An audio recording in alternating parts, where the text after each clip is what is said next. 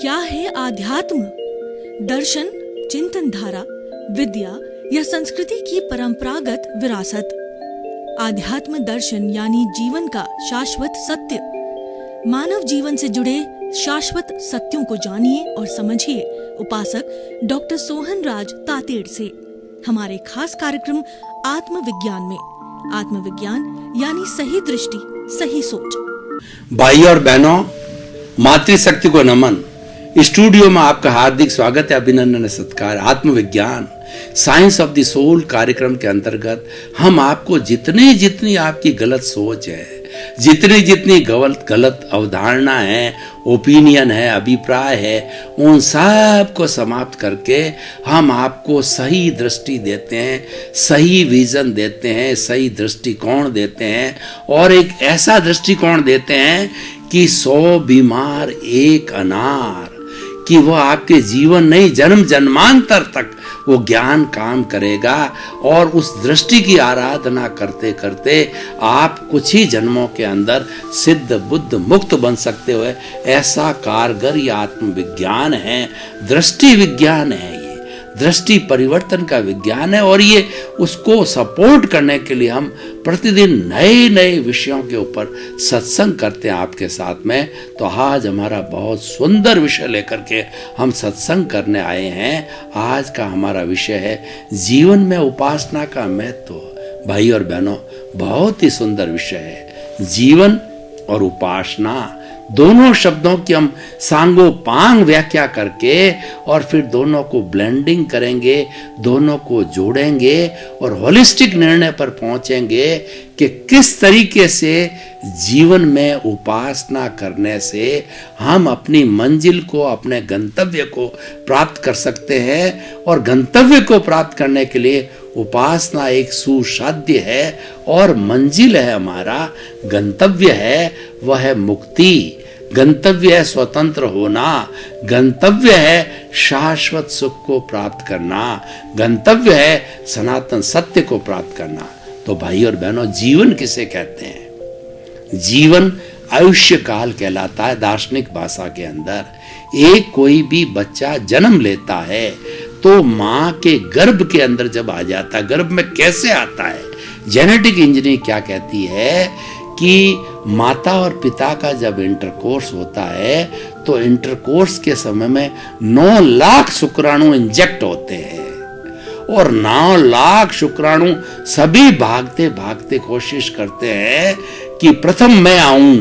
Competition चलता है और कंपटीशन के अंदर उसका लक्ष्य क्या है कि मां के अंडज को फोड़ के भीतर घुसना। तो 9 लाख कोशिश करके जो प्रथम स्थान आता है, प्रथम शुक्राणु उस अंडज को फोड़ करके भीतर घुसता है और वो विजेता होता है और अंडज बंद हो जाता है। और बाकी के वो 9 लाख -1 है ना, वो एक साथ मर जाते हैं। यानी ज्यों भी वीर्य इंजेक्ट हुआ इंटरकोर्स के समय में 9 लाख -1 तो मर गए और अंडज के भीतर एक गया। अब भीतर क्या होता देखिए कि एक शुक्राणु और एक अंडज, ये दोनों मिलते हैं और दोनों मिलकर के दोनों समाप्त हो जाते हैं। वो अपना अस्तित्व समाप्त कर देते हैं। अस्तित्व समाप्त करके तीसरा जो है उसके जो भीतर जो है वो जन्म लेता है एम्ब्रियो के रूप में। और वो एम्ब्रियो होता है, एक नई आत्मा होती है जो अवतरित होती है। उस क्षण से उसका जीवन प्रारंभ हो जाता है। हर प्राणी का जो इस तरीके से जो है माँ और पाता, मतलब अंडज भी ऐसे ही होते हैं, पोतज, अंडज, पोतज होते हैं। ये सारा इसी क्रम में, और गर्भज, तीनों इसी क्रम के अंदर। अंडज तो अंडे से फूट के निकलता है और पोतज होता है। पोतज कौन से होते हैं?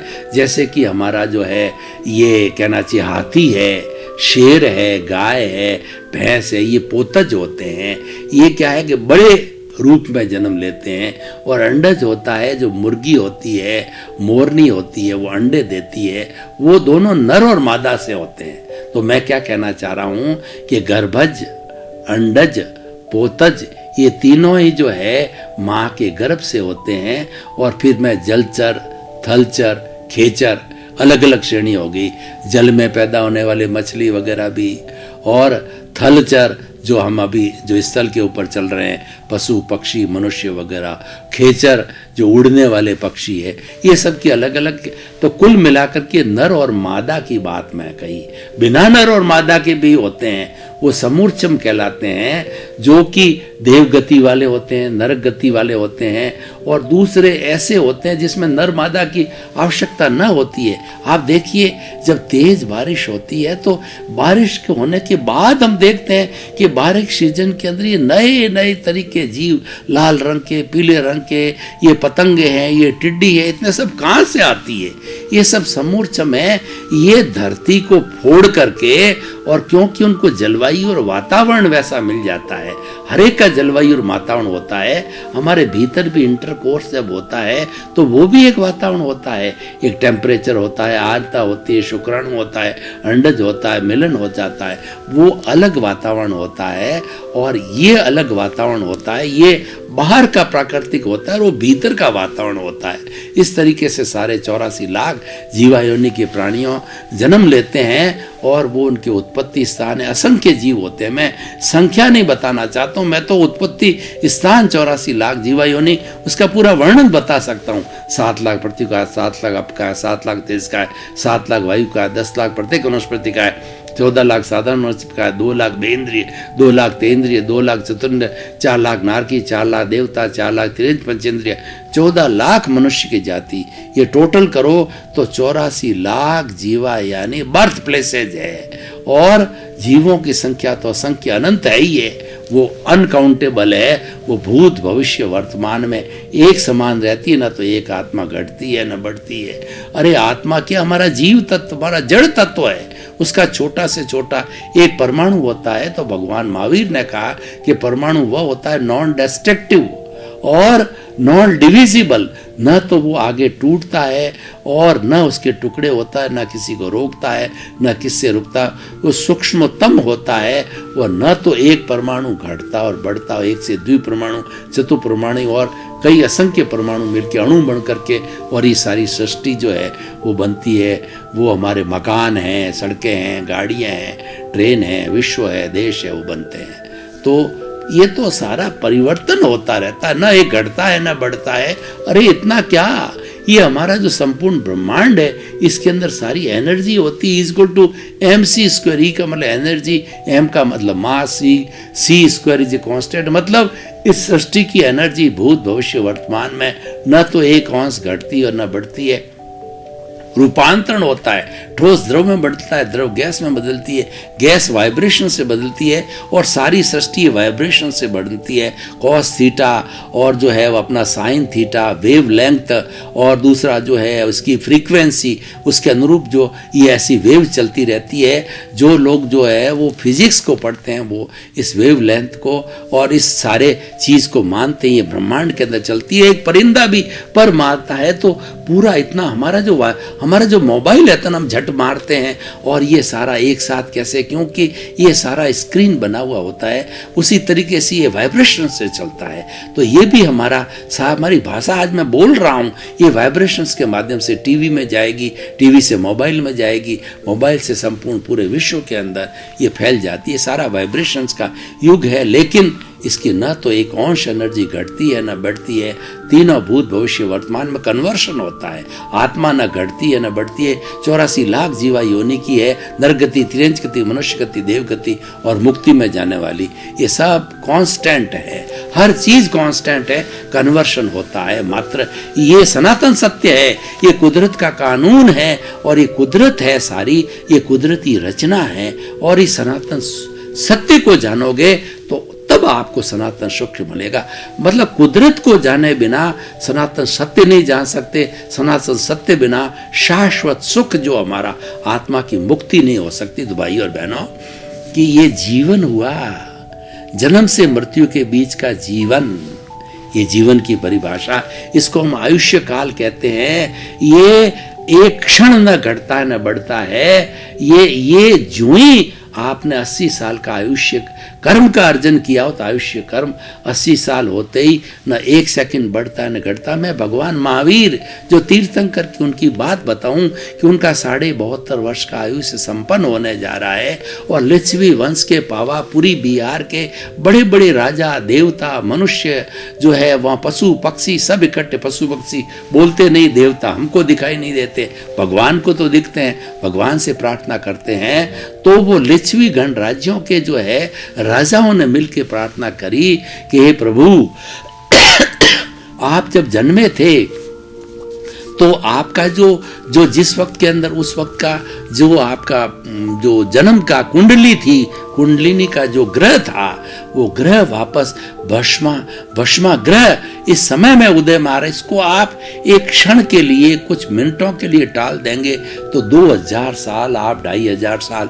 जिए हो, 2-2500 साल और जियोगे और हमको देश ना दोगे। तो भगवान ने क्या कहा, बड़ी सुंदर बात कही, रिमार्केबल बात, न भूतो न भविष्यति, आयुष्य न तो भगवान भी एक क्षण अपना घटा सकता न बढ़ा सकता। हम भैया किस बात की मूल्य भगवान नहीं बढ़ा सके, 72 वर्ष की संपन्नता पर केवल ज्ञानी थे और वो मुक्ति को सिद्ध बुद्ध मुक्त हो गए, 14वें गुणस्थान को प्राप्त किया। उन्होंने जो है वो अशैलेसी अवस्था का अ उ री ली 5 शब्द बोले, जितने मुक्ति को चले गए और भगवान सिद्ध शिला में विराजमान हो गए और भगवान के स्थूल शरीर को बराबर विधिवत रूप से दाह संस्कार किया लिच्छवी राजाओं ने पावापुरी के अंदर। तो भाई और बहनों, मैं क्या कहना चाहता हूँ, जीवन में उपासना का क्या महत्व है। उपासना का महत्व लक्ष्य की प्राप्ति करना। लक्ष्य क्या, हमारा मुक्ति। हमारी भारतीय संस्कृति के अंदर एक लाइफ स्टाइल बताई गई है, way of living, art of living, science of the living, कि व्यक्ति इस जीवन के अंदर अच्छा जीवन कैसे जिए। तो इसके लिए उन्होंने 4 पुरुषार्थ बताए। कौन से 4 पुरुषार्थ है कि आदमी को प्रैक्टिस करने का, आदमी की मंजिल दी, आदमी का लक्ष्य दिया। तो पुरुषार्थ क्या था, पहला पुरुषार्थ है काम। ये काम इस शरीर की आवश्यकता है। जब बच्चा बड़ा होता है तो बड़ा बढ़ते बढ़ते इसके अंदर जो है सप्त धातु बनती है और ज्यों ज्यों बड़ा होकर के युवा होता है वो अवस्था पूर्ण अवस्था होती है सप्त धातु बनने की। कौन सी होती, हम भोजन करते हैं तो भोजन के बाद के अंदर हमारा जो रस बनता है, उस रस से जो है वो हमारा रुधिर बनता है, रुधिर के बाद के अंदर मेद बनती है, मेद के बाद मांस बनती है, मांस बनते मज्जा होती है, मज्जा के बाद में 7वां धातु वीर्य बनता है। और वीर्य कितना प्रमुख होता है, वीर्य से संतानोत्पत्ति होती है और वीर्य हमारी जो है ऊर्जा है, हमारी शक्ति है। तो जो कॉमन व्यक्ति होता है इस वीर्य को जो हमारी रीढ़ की हड्डी के नीचे जो है इस शक्ति का भंडार बताया जाता है। कॉमन व्यक्ति पशु तो उसको खान पान रस भोग कुकर शुकर करते हैं, खान पान रस भोग तुलसी व्रता न कोई, यह तन भजने यो कामना में तृष्णा में वो समाप्त करते हैं। और जो ज्ञानी पुरुष होते हैं कुंडलिनी जागरण, वो अंतर यात्रा के द्वारा जो उसके जो रीढ़ की हड्डी के नीचे जो है जो हमारा स्वास्थ्य शक्ति केंद्र है, उस शक्ति को कैसे पारा उठता है तो वो हमारा जो रीढ़ की हड्डी के स्पाइनल कॉर्ड के माध्यम से उसको उठा करके सहस्त्र सार इस पर ले आते हैं, वहां शून्य कर देते हैं। शून्य करके वो जितेंद्रिय बन जाते हैं, उनकी कामनाएं समाप्त होती है, उनकी जो है ये बुरी भावना का मुक्ता समाप्त, क्योंकि है ही नहीं है करने वाला, वो तो यहाँ आ गया, वो ज्ञान में बदल गया, वो ज्ञानी बन जाते हैं। वो जो है कबीरदास जी बन जाते हैं, रैदास बन जाते हैं, चैतन्य प्रभु बन जाते हैं। और वो आज के लोगों की बात करें तो स्वामी विवेकानंद बन जाते हैं, दयानंद सरस्वती बन जाते हैं, महात्मा गांधी बन जाते हैं, अम्बेडकर बन जाते हैं। और वो आज के समय में बोलें तो वो हमारे जो है वो नरेंद्र भाई मोदी बन जाते हैं। तो भाइयों और बहनों, मैं ये क्या कहना चाह रहा हूँ, उपासना का महत्व, ये सब जो महात्मा लोग बनते हैं उपासना से बनते हैं। अब प्रश्न है कि उपासना किसकी करें, 33 करोड़ देवी देवता है, हम ये उपासना करते हैं, ये भी अच्छी है, ये हमारा आलंबन है, ये भी हम, लेकिन ये द्रव्य उपासना है, भाव उपासना क्या है? आप दुर्गा की पूजा करो, आप जो ब्रह्मा विष्णु महेश की पूजा करो, राम की करो, कृष्ण की करो, महावीर की करो, मंदिर में जाकर के करो, और कितने भी रिचुअल्स करके उपासना करो, लेकिन वो उपासना होती किससे माध्यम से सार्थक होती है? वो भीतर विराजमान प्रभु की साक्षी से सार्थक होती है। और ये है तो हम हैं, ये नहीं है तो राम नाम सत्य है। ये शरीर है, ये जो इसके शरीर के लिए कहा गया है, शरीर माध्यम खलु धर्म साधनम। ये शरीर है धर्म की आराधना करना, उपासना की आराधना करने के लिए मिला है। ये शरीर जो है, शरीर व्याधि मंदिरम। इस शरीर में असंख्य तरह की व्याधियां होती है, क्योंकि ये तो गलन मिलन धर्मा है।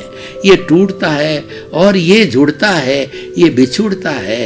ये गलन मिलन धर्मा, ये वर्ण गंध रस और स्पर्श वाला है, वो सड़ते हैं और ये जो है वो बदबू देते हैं, सुगंध देते हैं। ये तो इसका परिवर्तन होता रहता है, लेकिन भीतर जो प्रभु विराजमान है वह शाश्वत है, वह कभी गलता नहीं, क्योंकि उसकी प्रॉपर्टी नहीं है। वो वर्ण गंध रस स्पर्श की प्रॉपर्टी नहीं है, वो तो सूक्ष्म है, वो तो अशरीरी है।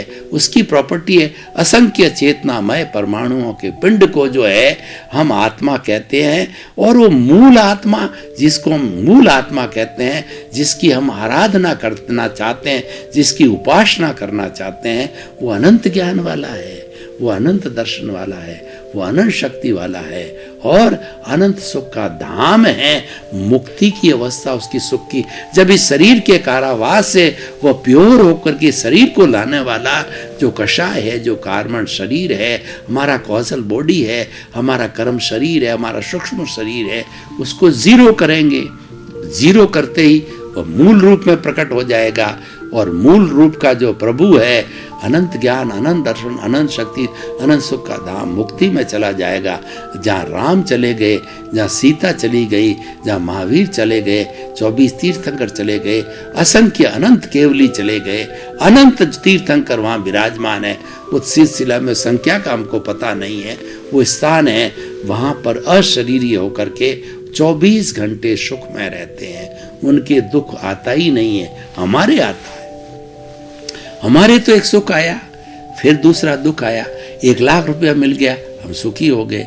थोड़े समय बाद 2 लाख का घाटा चला गया, हम दुखी हो गए, हम डिप्रेशन के अंदर चले गए, हम राग में चले गए, हम द्वेष में चले गए। राग द्वेष है, अज्ञान, ये वेल्डिंग है। यही हमें प्रभु के दर्शन नहीं होने, इसको तोड़ना है। किससे तोड़ना है? उपासना करके। काहे की उपासना करनी है? ज्ञान की उपासना करनी है। पाना क्या है? शुद्ध स्वरूप को, स्वभाव को प्राप्त करना है। स्वभाव में रमण करना ही जागृति है, स्वभाव में रमण करना ही पुरुषार्थ है, स्वभाव में रमण करना ही उपासना है। चाहे किसी की उपासना करो तो आलंबन है। 2 तरह के ध्यान होते हैं, एक तो होता है सालंबन, एक होता है निरालंबन।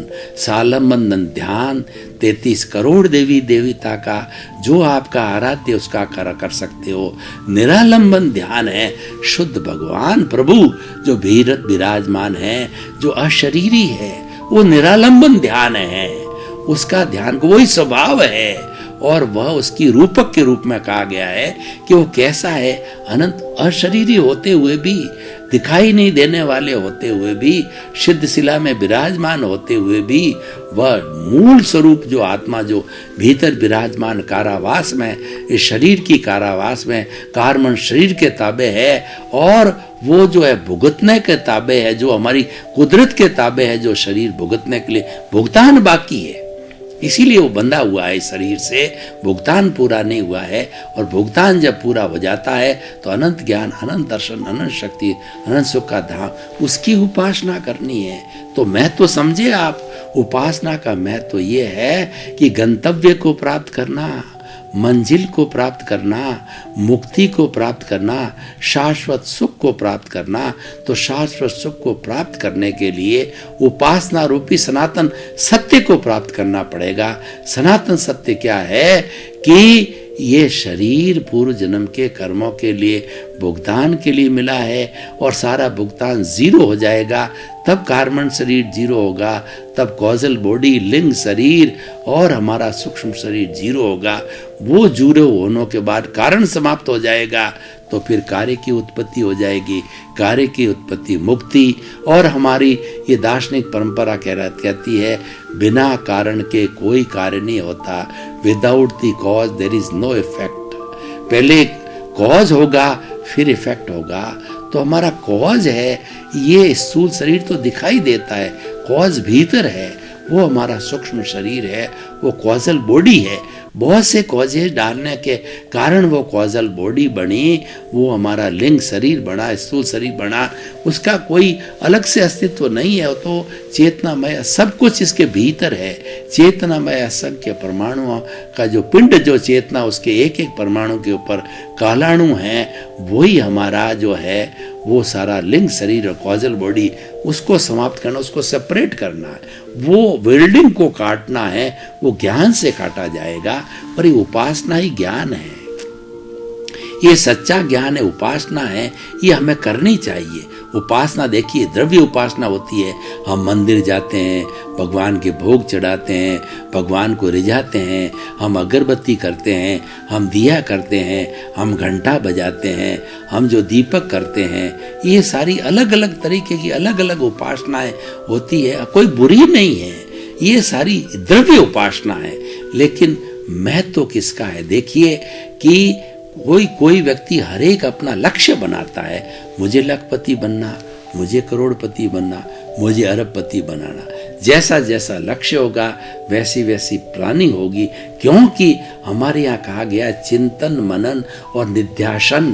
पहले चिंतन करना है कि आखिर करना क्या है, आपकी मंजिल क्या है। आपकी मंजिल छोटी है, मुझे लखपति बनना है, तो छोटी आपकी जो है प्लानिंग होगी, और उससे थोड़ी बड़ी है कि मुझे करोड़पति बनना है, ज़्यादा दुकान लगानी पड़ेगी, ज़्यादा सेल करना पड़ेगा, ज़्यादा परचेज करके ज़्यादा प्रॉफिट निकालना पड़ेगा। अरबपति बनना है तो रिलायंस की तरह और टाटा की तरह, बिरला की तरह बड़े बड़े कारखाने, खूब आपको नेशनल इंटरनेशनल लेवल पर जाना पड़ेगा, जब जाके अरबपति बनोगे। तो हमारा भी यही है कि उपासना का लक्ष्य क्या, ये द्रव्य जो है ये अच्छा है, हम किसी धर्म की किसी उपासना की क्रिटिसाइज नहीं करते हैं, सारे रास्ते प्रभु को जाते हैं, पर ये रास्ते प्राइमरी क्लास के हैं। देखिए कि मनुष्य का जो है बुद्धि का स्तर अलग अलग होता है, कि जब बच्चा डेवलप होता है पहले प्राइमरी करता है, फिर मिडिल करता है, फिर 10+2 करता है, फिर कॉलेज करता है, फिर यूनिवर्सिटी करता है, यूनिवर्सिटी में भी पीएचडी और पोस्ट डॉक्टरेट के लेवल के ऊपर धीरे धीरे पहुंचता है। ये उपासना में धीरे धीरे पहुंचाएगी, लेकिन हमारे पास इतना समय कहाँ है। पूरा जीवन जो अगर 100 साल का भी माने तो ये उपासना में क्षणिक समाप्त हो जाएगा, लेकिन मंजिल तो बहुत दूर है ना। तो हमें थोड़े समय में बड़ा काम करना है, वो उपासना करनी है। वो उपासना मैं आपको बताना चाहता हूँ कि आप ज्ञान को प्राप्त करिए, आप सम्यक दर्शन को प्राप्त करिए, सम्यक दर्शन और ज्ञानी को ढूंढिए। स्वामी विवेकानंद ने देखा, उनके नियति में था कि उनकी 36 वर्ष की उम्र थी और उनकी नियति में था बहुत बड़े ज्ञानी पुरुष होकर के इस दुनिया को वो दे के जाएंगे कि शताब्दियां शताब्दियां तक अमर रहेगी। 36 वर्ष जी करके उन्होंने जो दुनिया को दिया वह 150 वर्ष तो हम मना रहे हैं, और ऐसी शताब्दियां कई पर स्वामी विवेकानंद अमर हो गए। भाई और बहनों, आपका बहुत बहुत धन्यवाद। आप पुनरुत्थान कार्यक्रम, आप हमारा आत्मविज्ञान कार्यक्रम बराबर देख रहे हो, और हमें फीडबैक मिल रहा है कि हमारे पीछे जो लिखा हुआ ईमेल आईडी है और हमारा जो हमारा वेबसाइट है, हमारा जो हमारा मोबाइल ऐप है, उसके जरिए से आपके प्रश्न बराबर आ रहे हैं। इस बात का संकेत है कि आप हमारे इस कार्यक्रम में रुचि ले रहे हो, और जो आपके जो है हमारे पास भावना आ रही चाहिए, उसके अनुरूप हम जो है अलग अलग विषय आपके सामने प्रस्तुत करके आपकी शंकाओं का समाधान करते हैं, क्योंकि हमारा उद्देश्य है जगत के सब जीवों को सुख मिले, शांति मिले, आनंद मिले, प्रेम मिले और वो सुखी होकर के सनातन सुख को प्राप्त करें, मुक्ति को प्राप्त करें। आपके प्रति मंगल भावना। आत्मविज्ञान में आत्मविज्ञान यानी सही दृष्टि, सही सोच।